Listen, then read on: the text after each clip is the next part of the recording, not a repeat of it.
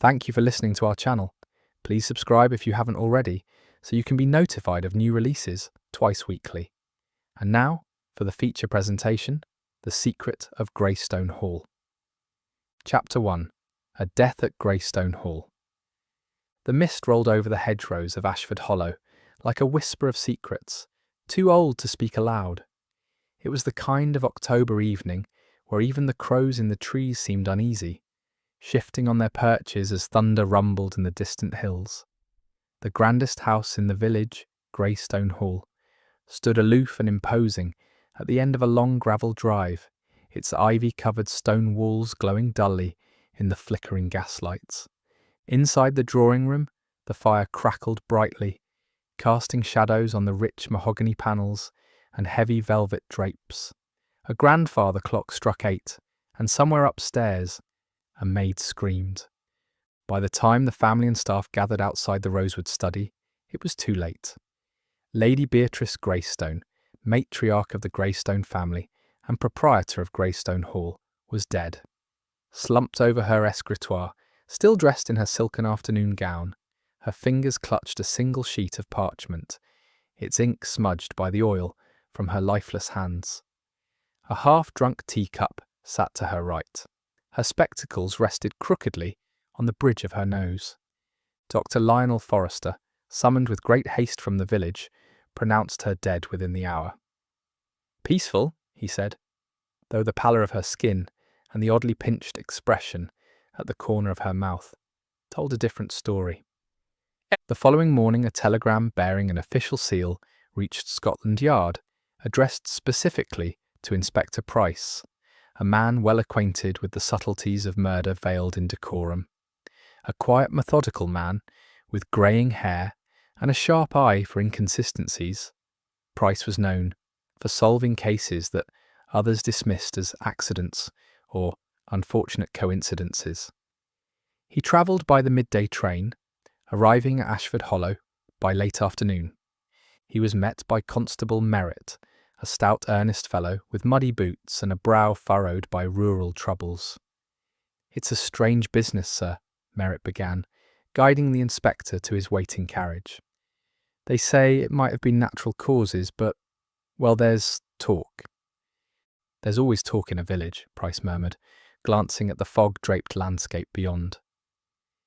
Inspector Price was received at Greystone Hall by Miss Cecilia Greystone, the deceased's niece and companion, a graceful woman in her early 30s with pale eyes and a voice that barely rose above a whisper.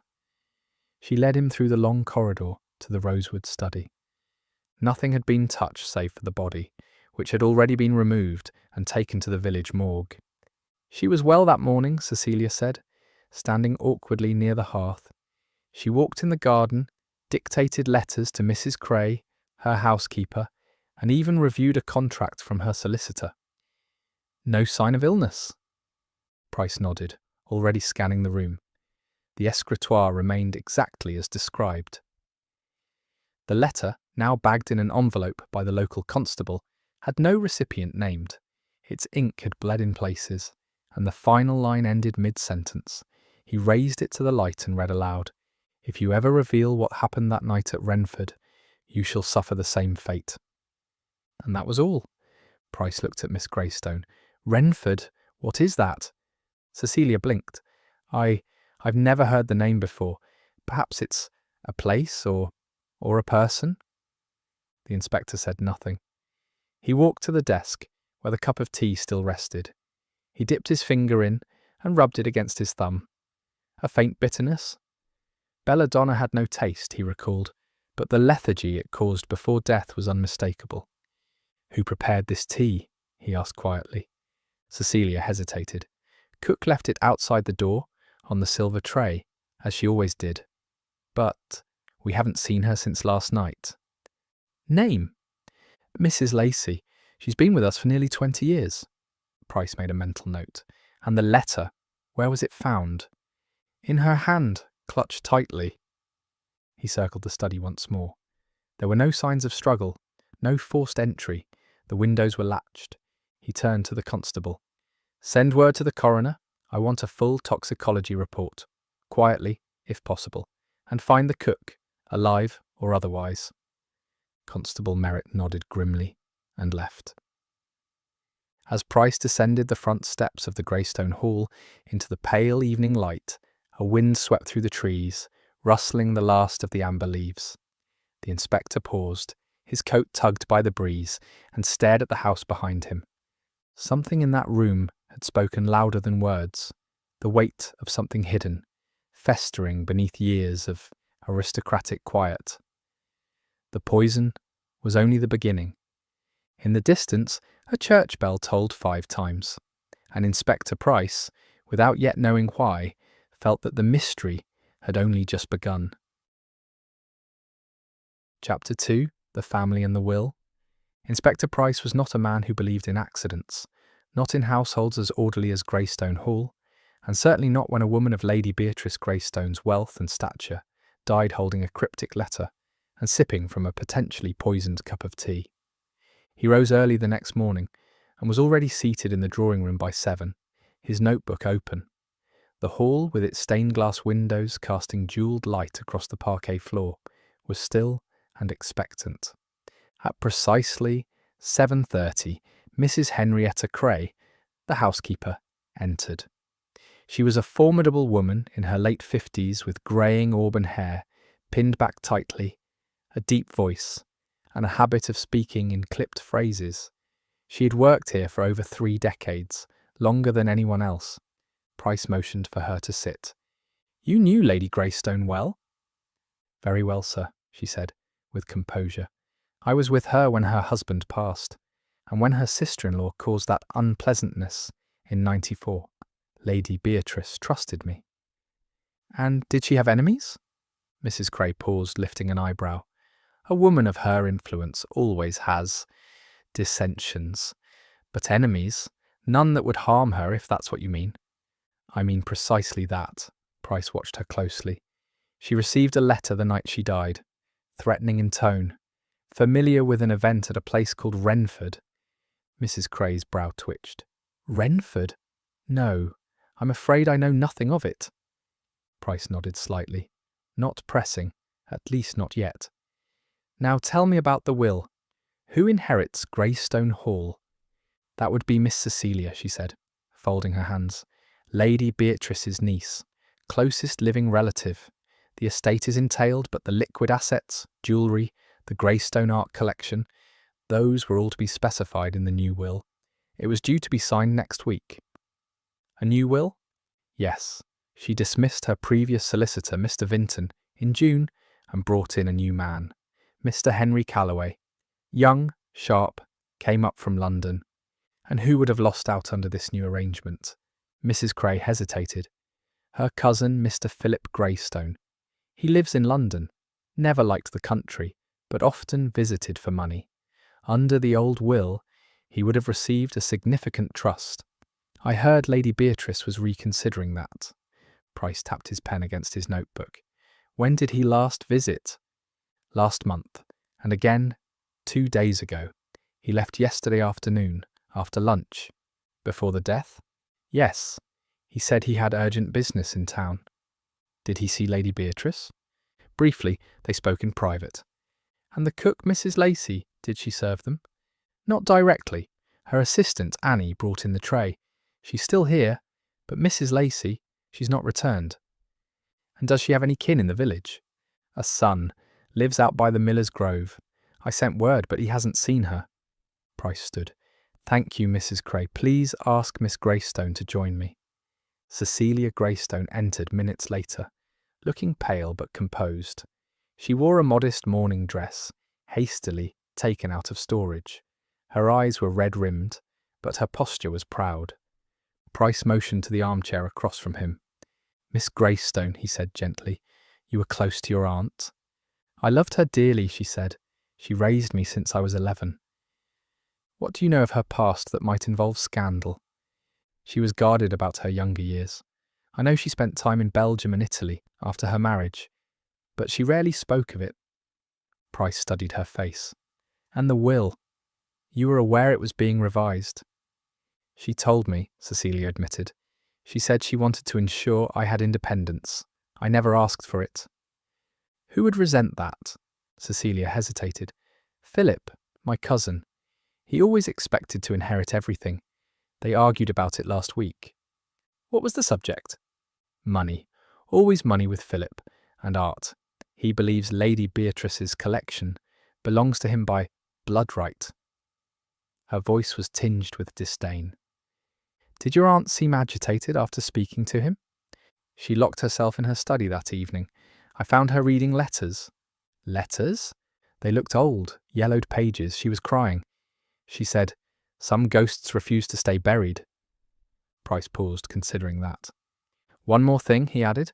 What about this cook, Mrs. Lacey? She's been with us for years, Cecilia said. Reliable, discreet. I can't imagine her vanishing, but I do recall something odd. Go on. She came to me 2 nights ago, asking if Lady Beatrice had spoken of Renford. She looked terrified. Price's eyes narrowed. And what did you say? I told her no, she nodded, and walked away. That was the last I saw of her. By late morning, a black motor car pulled up the gravel drive. Out stepped a man in a pale grey suit, his bowler hat askew, and his expression one of cool irritation. It was Philip Greystone. I have come to collect a few of my aunt's personal effects, he told Mrs. Cray. She promised me her travel journals and the Rubens sketches. Price appeared in the hallway just in time to hear the remark.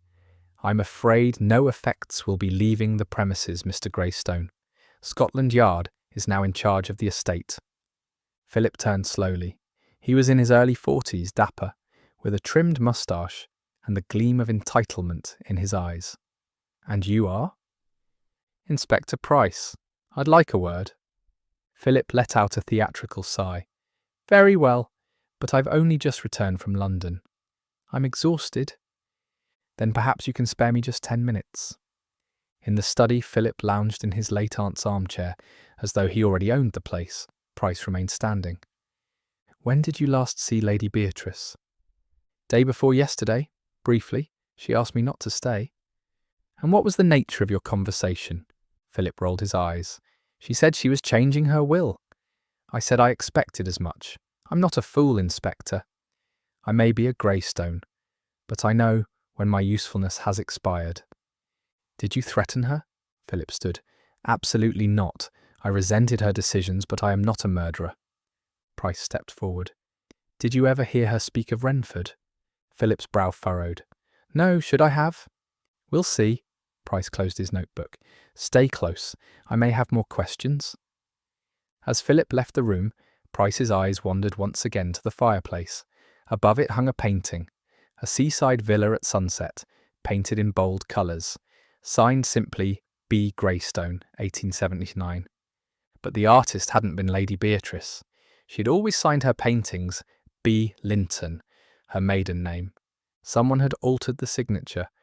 He jotted a note in his book. Find original records of B. Linton. Investigate art provenance. Check Renford connection. Outside, the church bell struck noon. And inside Greystone Hall, the secrets of a long-dead past were waking up. Chapter 3. A Dose Too Deadly. The church bell had barely finished striking noon when the rain began to fall, soft at first, then in cold, steady sheets that painted the village in glistening grey. Inspector Price stood beneath the covered portico of Greystone Hall, his coat collar turned up against the damp, as he watched a delivery boy pedal up the gravel drive on a sputtering bicycle. The boy handed him a parcel, sealed with wax and bearing the stamp of the Ashford Hollow coroner's office. Inside, Price found the preliminary report on Lady Beatrice Greystone's post-mortem. Evidence of belladonna alkaloids found in the bloodstream, estimated dosage sufficient to induce paralysis and cardiac arrest within 45 to 60 minutes of ingestion. So his instinct had been correct. Lady Beatrice had been poisoned. Back in the study, Price reopened the investigation scene with fresh eyes. The tea tray still sat untouched, now covered by a glass dome. A fine china teacup, porcelain, rimmed in gold leaf, held the last remnants of a murky brown liquid. A faint residue clung to the inner curve. Test the tea itself, Price instructed Constable Merritt, who had returned with the laboratory kit. And the rim, check for traces of Atropa belladonna, concentrated or tinctured form. Yes, sir. Merritt got to work with tweezers and tubes. What about the letter? Price asked. Delivered to the yard this morning, Merritt replied. Our analyst said the paper is of high quality, watermarked and sold only in one particular stationer's in Bloomsbury. As for the ink, yes, it's not ordinary ink. It was made with crushed elderberries, a recipe often used by artists. Price's eyes flicked to the fireplace again, and the altered painting.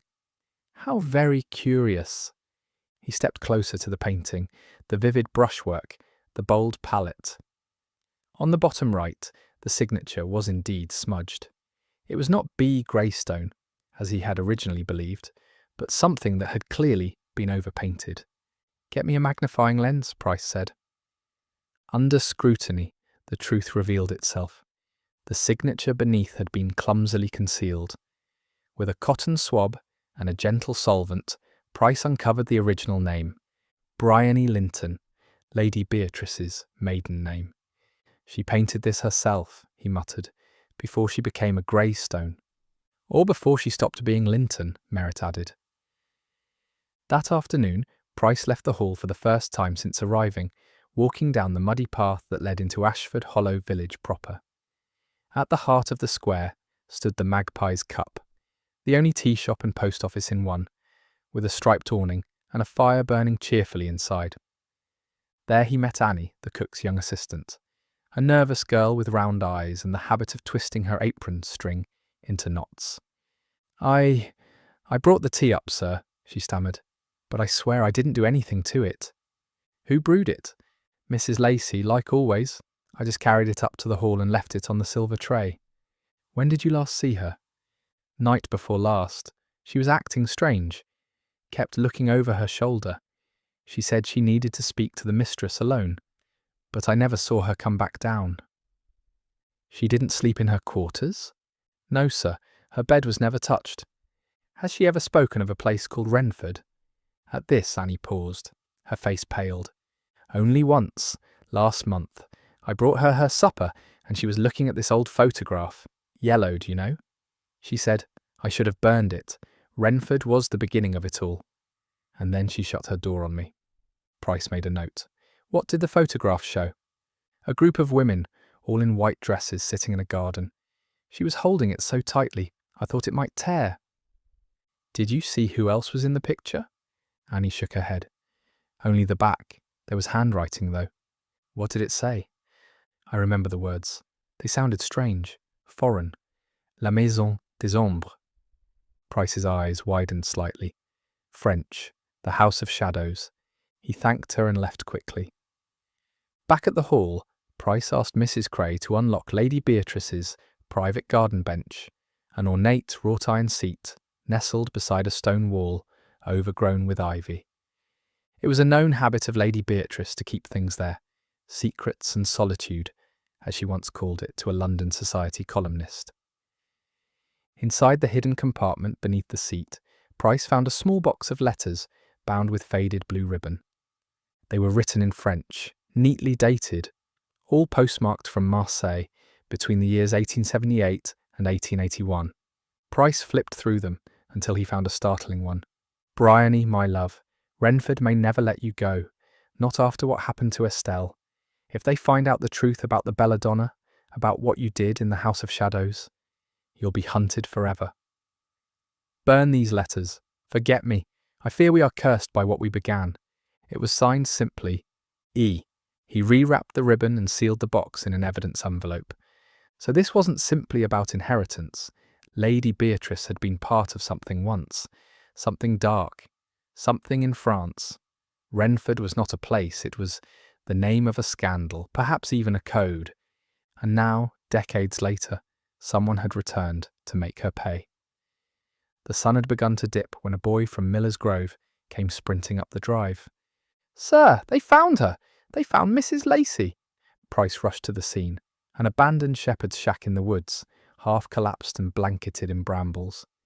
Inside, a blanket, an empty water flask, and a woman's shawl confirmed it had been recently used.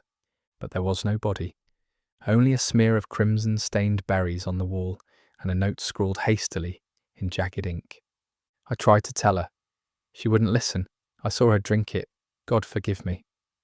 Signed, L. Mrs. Lacey had vanished into the woods, but her presence lingered like the last trace of smoke after a fire. A woman with secrets. A woman who may have tried to stop the murder or been complicit in it. That evening Price stood alone in the study, staring once more at the altered painting. The seaside villa, the colours, the emotion. It wasn't just a work of art, it was a memory. Somewhere within its brushstrokes Lady Beatrice had hidden her greatest fear, and someone had been willing to kill to make sure that memory never saw daylight. Chapter 4. Secrets Among the Cedars. Inspector Price decided to check the grounds of Greystone Hall and followed the overgrown garden path past the yew hedges and past the crumbling sundial, and then paused at the cedar grove, a tranquil yet forgotten part of the estate once meant for quiet walks and contemplation. Price had been directed here by a faint line in Lady Beatrice's old letters.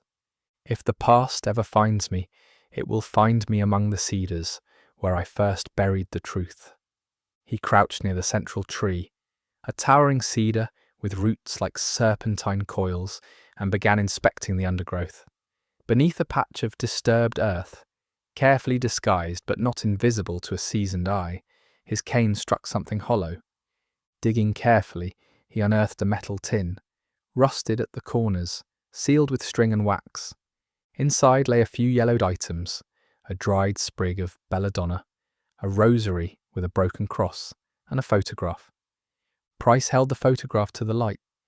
5 young women, seated in an ornate garden, smiling faintly. The backdrop was Mediterranean, columns, cypress trees, a tiled fountain. And then he saw it.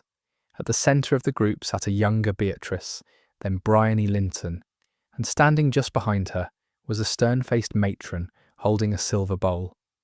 Scribbled on the back were 3 words in faded ink. La Maison des Ombres, the same name Annie had recalled, and underneath a smaller script. Estelle, Bryony, Sabine, Mireille, Odette, taken 1879. Renford Clinic. Clinic? Had Lady Beatrice once been a patient in some mysterious women's clinic, possibly in southern France, a place that dabbled in questionable treatments? The belladonna sprig suggested something far more sinister than healing, but what precisely had happened there? As Price stood examining the photo, he heard a quiet cough behind him. Turning, he saw Tom Briggs, the elderly gardener, leaning on his spade, cap low over his brow. "You ought not be disturbing that corner, sir," the old man said. "Why not, Mr. Briggs?" Briggs shuffled forward. "Miss Beatrice told me years ago never to dig under that tree. Said it was a place of memory and mourning. I never questioned it, but, sir, I saw her here last month, digging, alone, crying." "What did she bury?" Briggs shook his head. "Didn't look, sir. Didn't want to. But I heard her whispering to herself, 'Forgive me, Estelle. Forgive me.'" "Did she ever mention Renford to you?" Price asked. At that, Briggs looked genuinely rattled. "Once, long ago. Said it was a house that promised peace but traded in silence. Told me, if I ever heard the name again, it meant her past had come for her." "And did she ever receive visitors?" Briggs glanced around and then leaned closer. "A woman came last spring. Elegant, dressed in dark grey, wore a veil, French accent. Said she knew the mistress from her youth. They sat for hours under that tree. When the woman left, Lady Beatrice didn't come out of her rooms for 3 days. Do you recall her name?" "Just one. Estelle." Back at the hall, Price found Mr. Calloway, the young solicitor who had arrived with news of Lady Beatrice's latest will revision. "I was due to return next Monday for her signature," he explained.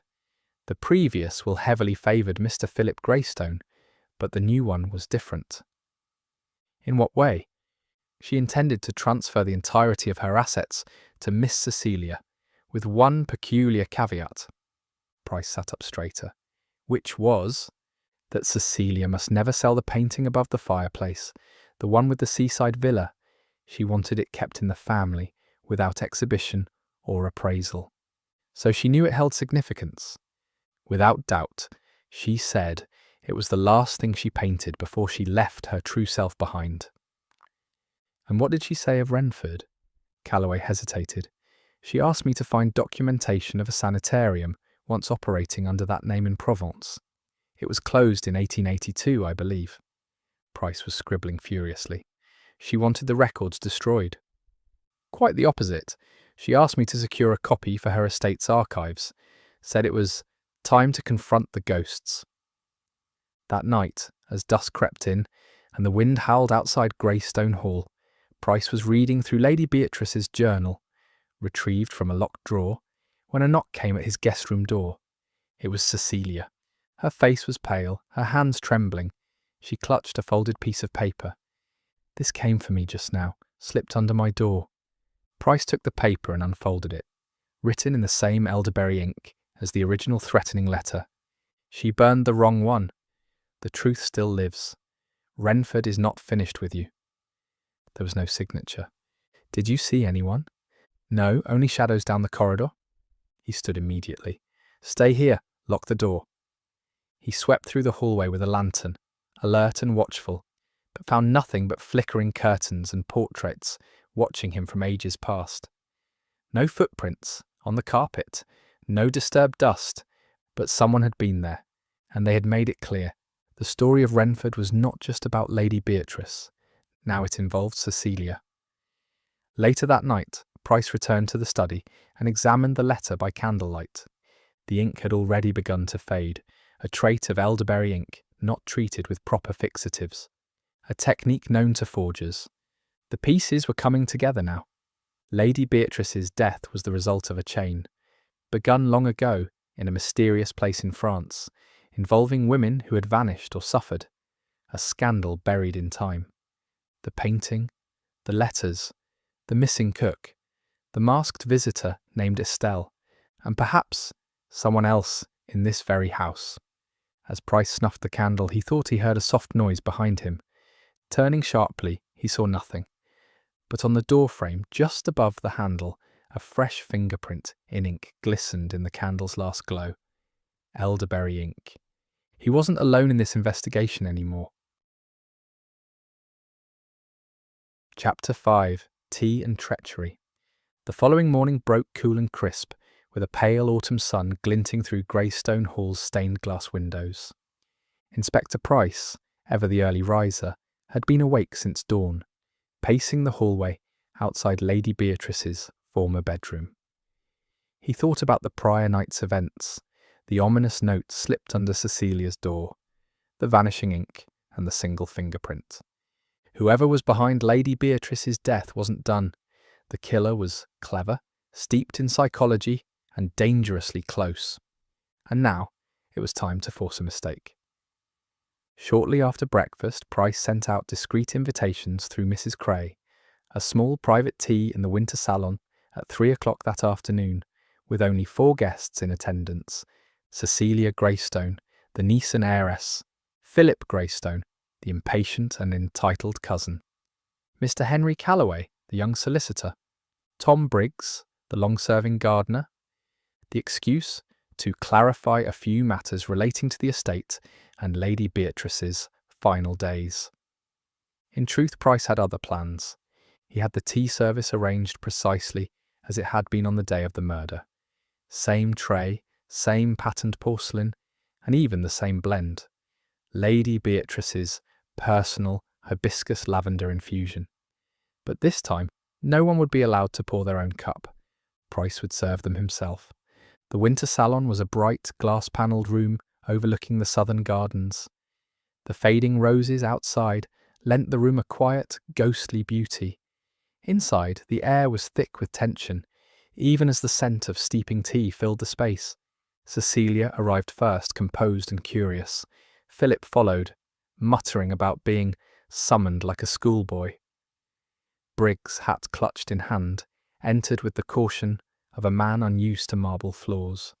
And finally, Mr. Calloway arrived late, clutching his briefcase and apologising for urgent correspondence from London. Price greeted them with civility and a neutral smile. As he poured each guest a cup of tea, he took note of their eyes, who watched the tray, who hesitated, who sniffed the drink, who didn't touch it at all. Cecilia sipped hers quickly, as if trying to show trust. Calloway followed suit, hesitant but willing. Briggs took his with both hands and muttered thanks. Philip, however, frowned. "This smells odd. Is it herbal?" Price smiled gently. "Lady Beatrice's preferred blend. Surely you've tasted it before."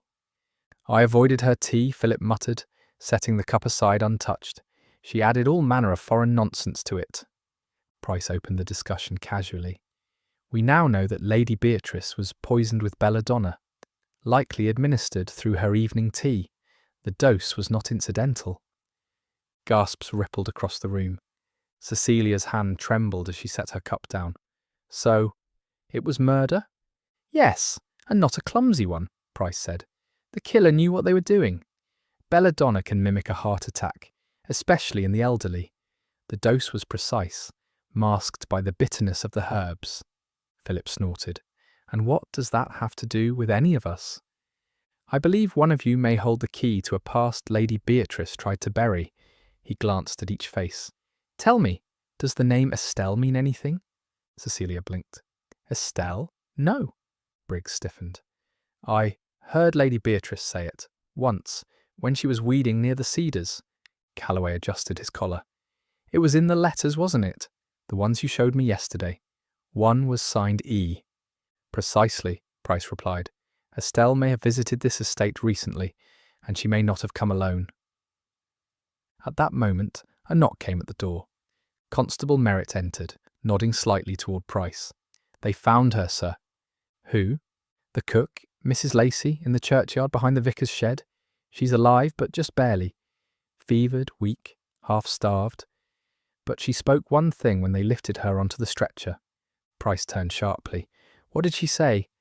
Merritt swallowed. "The wrong tea. I gave her the wrong one. It wasn't for her." The room erupted.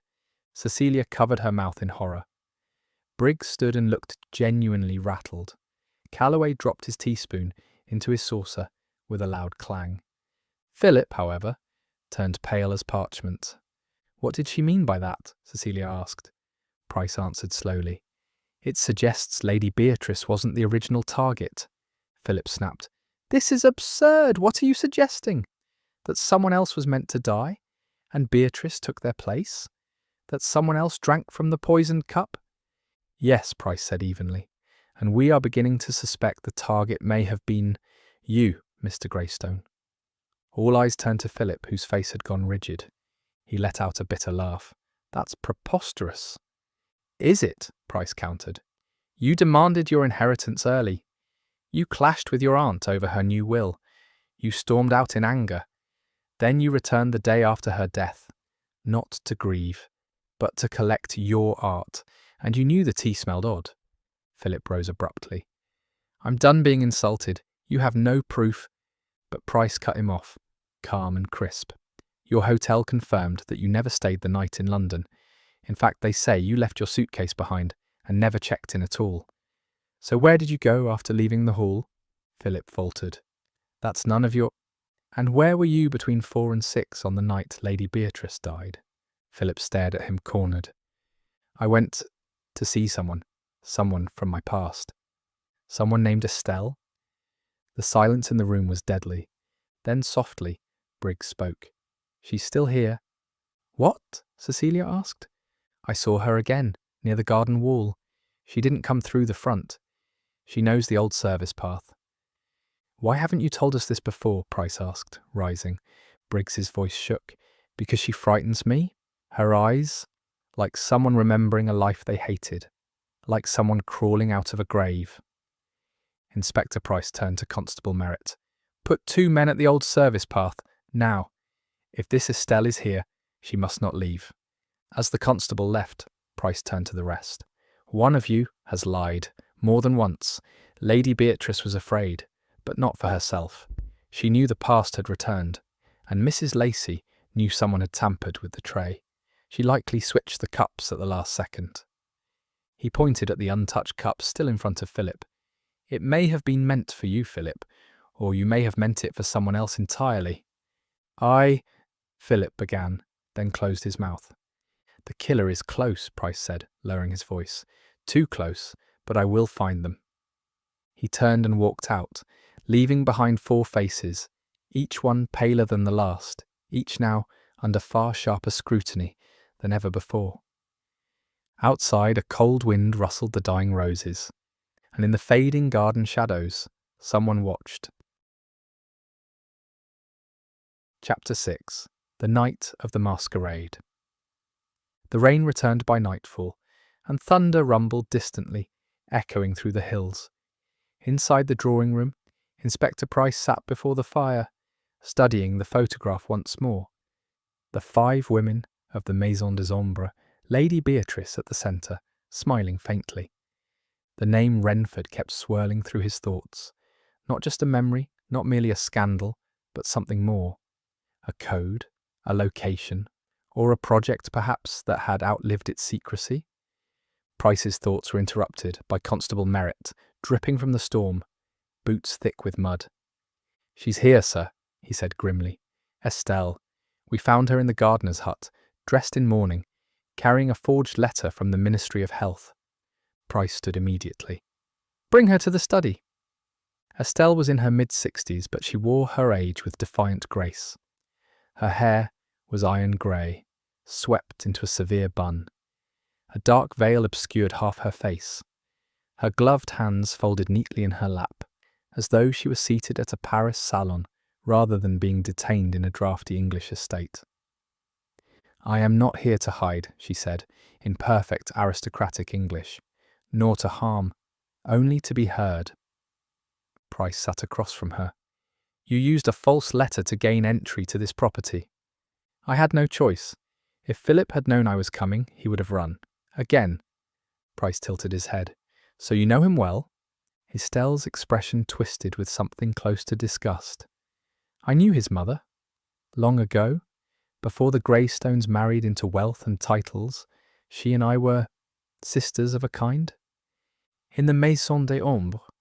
A flicker of surprise danced in her eyes. "You know about that? I know 5 women were part of it.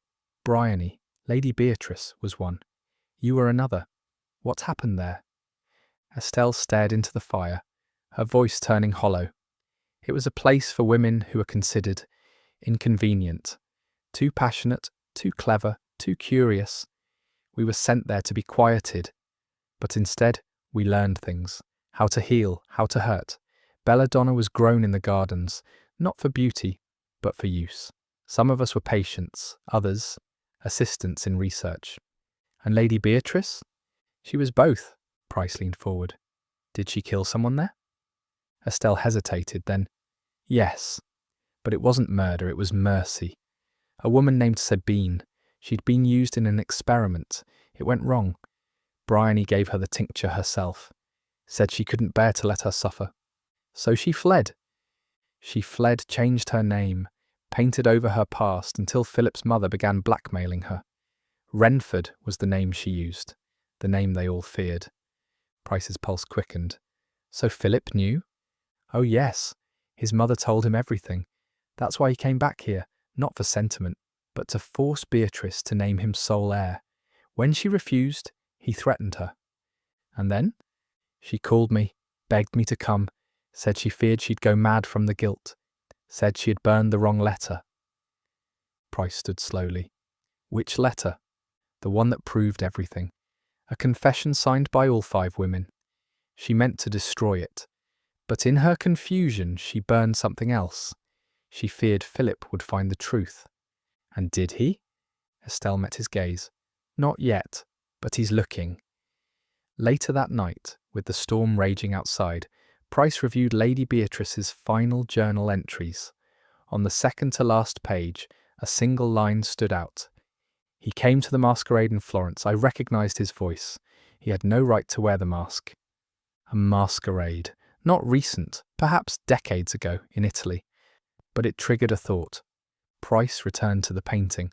The seaside villa. Florence? No. The architecture wasn't Italian. He opened his satchel and compared it to a postcard he'd retrieved from the photograph tin earlier. The Villa de Mimosa, Marseille, 1879. There, written on the back in shaky penmanship, the masquerade was meant to protect us. But the mask he wore belonged to the man who burned the clinic down. A fire had ended the Maison des Ombres, likely to silence what had happened within its walls. It was well after midnight when Price, armed with Estelle's testimony, paid a surprise visit to Philip Greystone's guest chamber. He knocked, but there was no reply. The door was unlocked. Inside, the room was dim, the fire down to embers. But the desk had been disturbed. A pile of letters lay scattered, some in French, some in Lady Beatrice's familiar slant. And in the waste bin, a half-burnt parchment bearing the words Maison des Ombres, Declaration of Unity, 1879. Philip had found the confession, but he had not destroyed it all. Price pulled the remaining half-sheet from the bin with tongs and smoothed it on the desk. 4 signatures remained visible. Bryony Linton, Estelle de Moreau, Sabine R., and M.O. Price's brows furrowed. M.O. Who was she? At 2 a.m, Greystone Hall was asleep. The fire crackled low in the main hall. The wind howled through the shutters. And then came the scream. Constable Merritt rushed up the staircase, nearly colliding with Price in the West Wing corridor.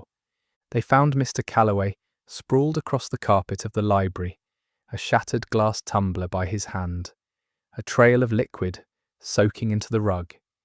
He was alive, but only just. His skin had gone pale, and his breath came in shallow, erratic gulps. Dr. Forrester arrived within minutes and administered an emergency purgative, while Price retrieved the decanter from the tray nearby.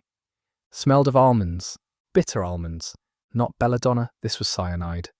Calloway choked, coughed and whispered, "The will wasn't the real reason I came back." Then he passed out. By dawn, Price had a new suspect and a clearer picture. Calloway had found something, possibly the declaration, possibly more, and someone had tried to silence him permanently. The pattern was unmistakable now. Someone had murdered Lady Beatrice not just to stop her will, but to bury her past. The belladonna was a signature, a warning, a message.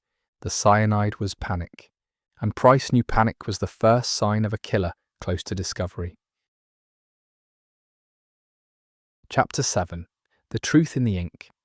Dawn rose over Ashford Hollow like a reluctant witness, draping the mist-laced fields in pale light. The windows of Greystone Hall glistened with dew, and the chimneys puffed thin trails of smoke into the cold morning air.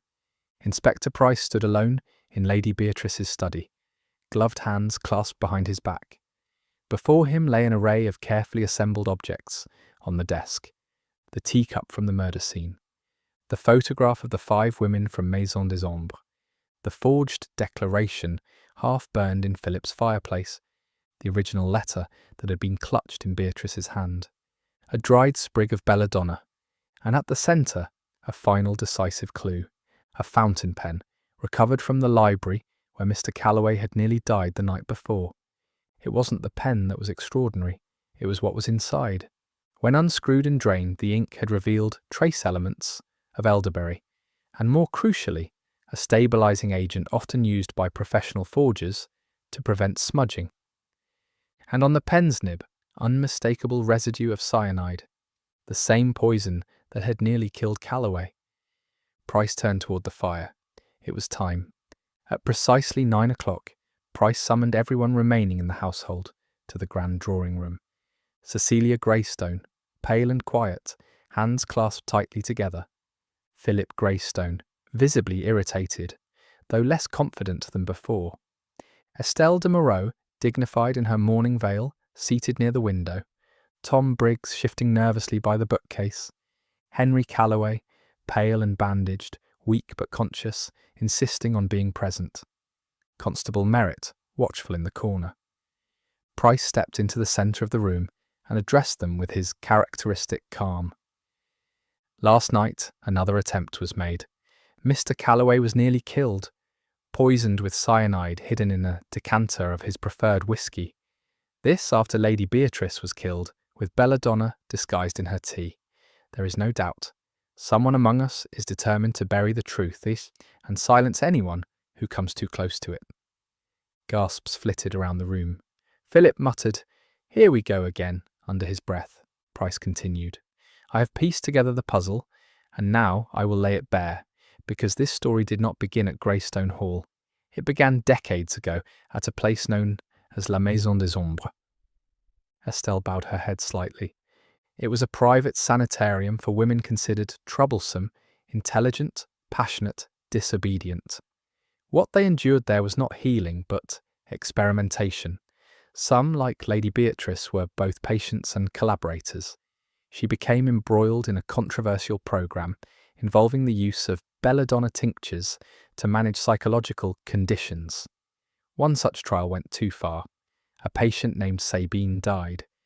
To spare her further pain, Beatrice administered the final dose herself. Cecilia covered her mouth. "My aunt killed someone?" Estelle spoke softly. "To save her." Price nodded. "There was a confession. 5 women signed it, vowing never to speak of what they'd done. That document, hidden for decades, would have exposed them all. But Beatrice decided to finally confront the past. She summoned Estelle, and she began amending her will." He turned to Philip. "But you, Mr. Greystone, couldn't allow that." Philip rose to his feet, face flushed. "I had nothing to do with this. I didn't even know about this maison nonsense until days ago." "Not true. Your mother told you. She was one of the 5 women. M.O. on the document stands for Marguerite Olivier, your mother's maiden name." Philip staggered back.